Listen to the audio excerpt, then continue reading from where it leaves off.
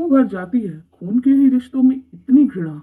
चलिए आज की भावनात्मक कहानी हम इसी बात से शुरू करते हैं। तो नमस्कार दोस्तों, आज की कहानी एक भावनात्मक कहानी है। इस कहानी को हम शुरू करते हैं। उस दिन मेरे पिता की बरसी थी। मैं पिता के लिए कुछ भी नहीं करना चाहता था। शायद मुझे अपने पिता से ही घृणा थी। यह आश्चर्य की बात नहीं है, सत्य है। मैं घर से बिल्कुल ही कट गया था। वह मेरे पिता ही थे जिन्होंने मुझे घर से कट जाने के लिए मजबूर कर दिया था। नीरा से मेरा प्रेम विवाह हुआ था, मेरे बच्चे हुए, परंतु मैंने घर से उन अवसरों पर भी कोई संपर्क नहीं रखा। लेकिन मेरे पिता की पुण्यतिथि मनाने के लिए नीरा कुछ अधिक ही उत्साह से सब कुछ कर रही थी। मुझे लगता था कि शायद इस उत्साह के पीछे माँ है। मैं सुबह से ही तटस्थ था, सब कुछ देख रहा था। बाहर के कमरे में पिता की तस्वीर लग गई। फूलों की एक बड़ी सी माला भी झूल रही थी। मुझे लग रहा था कि मेरी देह में सहस्रों सुइयां चुभ रही है। मीरा मुझे हर बार समझाती थी, बड़े तो बड़े ही होते हैं, हमेशा उनका सम्मान करना चाहिए। पर कैसे कर पाऊं उस इंसान का सम्मान मैं। नीरा ने एक छोटा सा आयोजन कर रखा था, पंडित पुरोहितों का नहीं, स्वजन परिजनों का। सहसा मेरे कानों में नीरा का स्वर गूंजा, ये मेरी माँ है। मुझे कभी लगा ही नहीं कि मैं अपनी सास के साथ रहती हूँ। बातें उड़ उड़ के मेरे कानों में पड़ रही थी।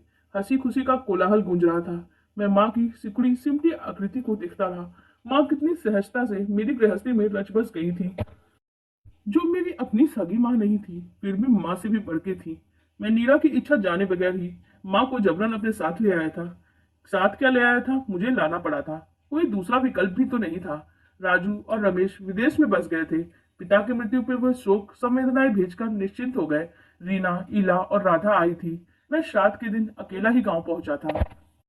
नीरा नहीं आई थी। मैंने जोर भी नहीं दिया। शायद मैं नहीं चाहता था कि वो जाए। जब मेरे हृदय में मृत पिता के लिए कोई स्नेही जैसी चीज है ही नहीं, तो नीरा के हृदय में उदासीनता समझी जा सकती है। मेरी दोनों बेटियां माँ के पास रह गई थी। परिवार के दूसरे बच्चे भी सच्चाई को पहचान गए थे। लोगों की देखा देखी जब वो बहुत छोटी थी तो दादा दादी की बातें पूछा करती थी। मैं पता नहीं क्यों दादा दादी जैसे शब्दों के प्रति असहिष्णु हो गया था। और ये शब्द दादी मेरे मानस पटल पे दहशत से अधिक घृणा भी पैदा करता था। मेरे बचपन की एक दादी थी, किंतु कहानियों वाली, स्नेह देने वाली दादी नहीं थी। हुकूमत करने वाली दादी थी।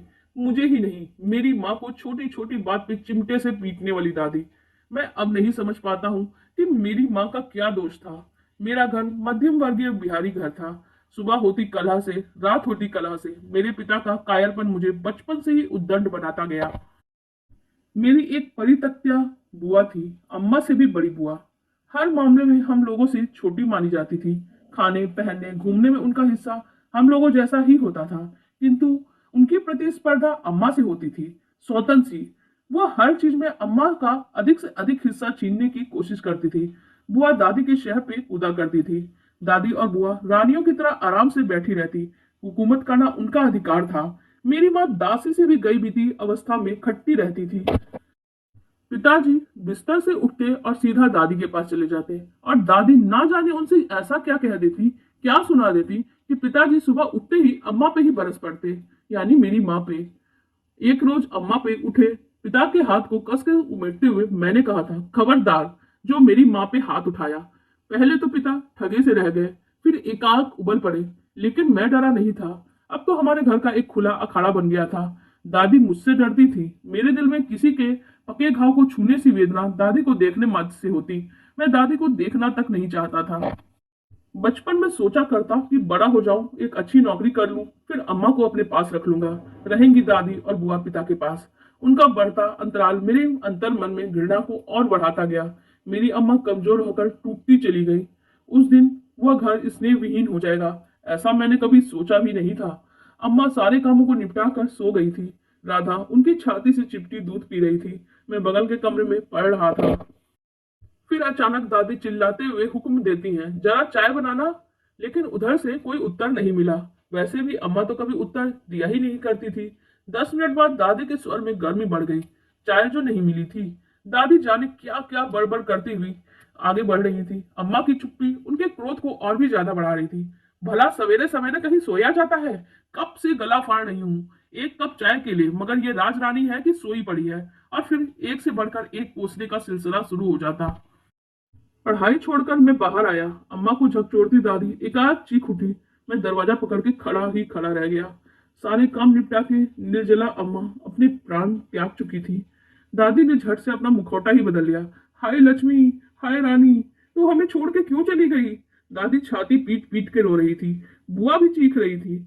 मेरे भाई बहन मुझसे शहर में चिमटे चिपके हुए थे।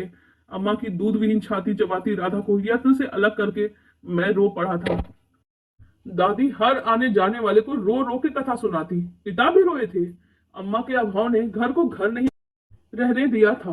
बुआ तो कोई काम करती ही नहीं थी, क्योंकि उन्हें तो आदत ही नहीं थी। पिता को थोड़ी कमाई में एक बावर्ची रखना ऐसा संभव नहीं था।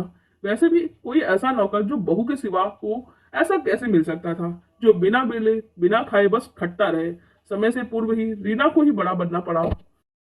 देखते ही देखते मेरी माँ यानी अम्मा की मृत्यु को 6 महीने बीत गए। दादी रोज रोज पिता के नए रिश्ते की बात करती।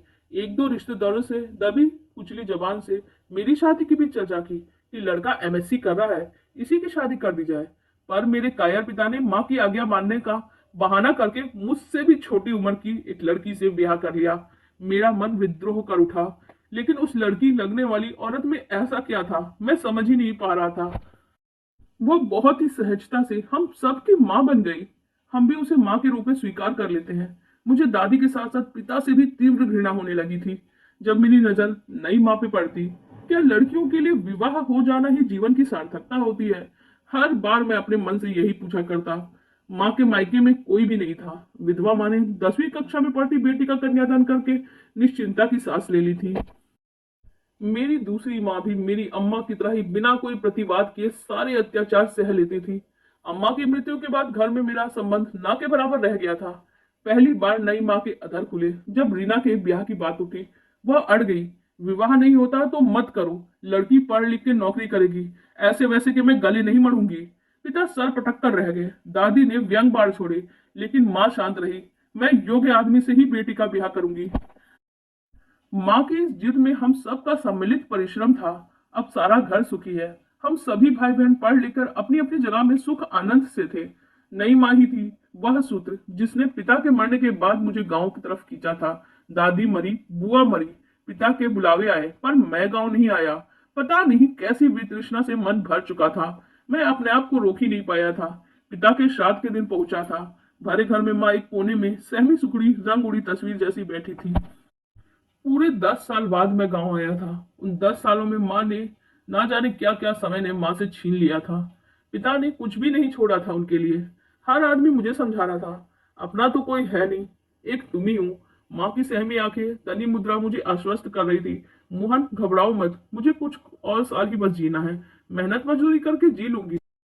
सामीप्य ने माँ की सारी निस्वार्थ सेवाएं याद दिला दी। जन्म नहीं दिया तो क्या, स्नेह तो दिया था। भरपूर स्नेह की गरमाई जिसने छोटे से बड़ा करके हमें सुंदर घर बनाने में सहारा दिया था। पता नहीं किस झोंक में माँ के प्रतिवाद के बाद भी मैं उन्हें अपने साथ ले आया था। नीरा क्या समझेगी, क्या कहेगी, माँ के साथ उसकी निभेगी की भी नहीं। यह सब सोच सोच कर मैं मन में ही डर रहा था। कभी कभी अपनी ही भावुकता पे खींच भी रहा था। हालांकि विश्वास था कि मेरी माँ मेरी दादी जैसी तो नहीं हो सकती है। अब 1 साल पूरा हो रहा था। माँ ने बड़ी कुशलता से नीरा ही नहीं मेरी बेटियों का भी मन जीत लिया था। शुरू शुरू में कुछ दिन अनकहे तनाव में बीते थे। माँ के आने से पहले ही आया जा चुकी थी और नई आया मिल नहीं रही थी। नौकरों को तो जैसे अकाली पड़ चुका हो। नीरा सुबह 9 बजे दफ्तर जाती और शाम को थकी हारी लौटती। अक्सर अत्यधिक थकान के कारण हम आपस में ठीक से बात भी नहीं कर पाते थे। लेकिन माँ के आई एक स्नेहपूर्ण घर बढ़ गया। बेचारी नीरा आया के नहीं रहने पे परेशान हो जाती थी। माँ ने नीरा का बोझ बांट लिया। माँ को काम करते देख नीरा लज्जित हो जाती। माँ घर का काम ही नहीं करती बल्कि नीरा के व्यक्तिगत काम भी कर देती। कभी साड़ी इस्त्री कर देती, कभी बटन टाक देती। माँ आप ये सब क्यों करती है? क्या हुआ बेटी, तुम भी तो सारा दिन खटती रहती हो और मैं तो घर में खाली ही बैठी रहती हूँ। ये सब थोड़े बहुत काम करती हूँ तो मन भी लग जाता है। मैं तुम पे कोई एहसान थोड़ी ना करती हूँ, ये सब काम मेरे ही तो है। नीरा कृतज्ञ हो जाती। माँ आप पहले क्यों नहीं आई, गले लिपट के लाड में नीरा पूछती और माँ हंस देती। नीरा माँ का कम ख्याल नहीं रखती थी। वह बुनाई की मशीन खरीद लाई थी। मेरे नाराज होने पर हंसकर बोली, माँ का मन भी लगेगा और उनमें आर्थिक निर्भरता भी आ जाएगी। मैं यही सब सोचते सोचते अतीत की भूल भुलैया से वर्तमान में लौटता। नीरा का अंग अंग पुलक रहा था। वह माँ के स्नेह, सेवा और नीरा के अभिजात या समर्पित अनुराग का सौरभ था जो मेरे घर आंगन को महका रहा था। कैसे बहुओं की सासों से नहीं पटती, क्या केवल सासें ही बुरी होती हैं? लेकिन मेरी माँ जैसी सास तो बहुत कम होती है, जो बहू की कठिनाइयों को समझती हैं, घावों पे मरहम लगाती हैं और लुटाती है निश्चल स्नेह। रात शुरू हो रही थी। नीरा थकी आराम कुर्सी में बैठी थी, लेकिन आदतन बातों की सूत काट रही थी। मेरी दोनों बेटियां दादी की देह पे झूल रही थी। दादी जी, आज कौन सी कहानी सुनाओगी जो मेरी राज दुलारी कहेगी? मैंने माँ को देखा, कैसी शांत, निद्रिंत वो बच्चों को अनवरत बातों में मुस्कुराती उनकी लच्छियां सुलझा रही थी। मुझे लग रहा था वो मेरी सौतीली माँ नहीं, बल्कि मेरी सगी माँ है। मैं माँ से उम्र में बड़ा था, लेकिन आज उम्र में बड़ा होकर भी मैं बौना बना हो गया था। मैंने नीरा को माँ के सामने ही कुर्सी से उठा लिया। लो, संभालो अपनी इस राज दुलारी को, इसे भी कोई कहानी सुना दो। ये कब से मेरा सिर खा रही है। माँ, सिर में भेजा हो तब तो खाऊं ना। नीरा मुस्कुरा दी। माँ की दूध धुली खिलखिलाहट ने हमारा साथ दिया। देखते ही देखते हंसी की घुंघरूओं की झनकार से मेरा घर आंगन महक गया। आप लोगों को हमारी ये भावनात्मक कहानी कैसी लगी कमेंट सेक्शन में जरूर बताइएगा। साथ ही हमारी वीडियो को लाइक कर दीजिएगा और हमारे चैनल को भी सब्सक्राइब कर लीजिएगा। धन्यवाद।